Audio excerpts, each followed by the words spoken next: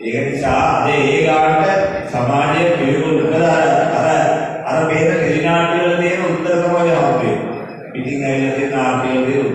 ඒ නිසා කවදාකවත් හොඳ මතක තියාගන්න දෙමාපියන්ට මුසලකුව තමන්ගේ දරුවන්ගේ තමන්ට තීරණම ලැබෙනවා. ඒ නිසා බොහොම ස්තුතියි අද මේ අවස්ථාවට දුන්නට මට දවරක් ස්තුතිවන්ත වෙනවා ශ්‍රීමති විදානගේ මෙතනියට.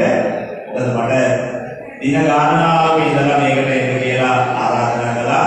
ඒකට එක හේතුවක් තුනක් මොකද ඉස්කෝලේ මාළු නිසා මොකද පාසල් පටන් ගත්තාම මම සාමාන්‍ය මේ වගේ වැඩවලට යන්නේ නැහැ. මොකද ඒතරම් දරුවෝ කණ්ඩායමක් ඉන්න නිසා ඒ නිසා කෙසේ වුවත් මේ කොරෝනා වීසරේ තුලින් අපේ රටට මේක දුර වෙලා අපි කාලයක් යහපතක්ම වෙන්න කියලා ප්‍රාර්ථනා කරමින් මට මේ අවස්ථාව දුන්නට නායක හාමුදුරුවෝ ඇතුළු ඔයගොල්ලන් සියලු දෙනාට මගේ ස්තුතිය ප්‍රශංසාව කරන බොහොම ස්තුතියි අද මේ පැය ගාන මේ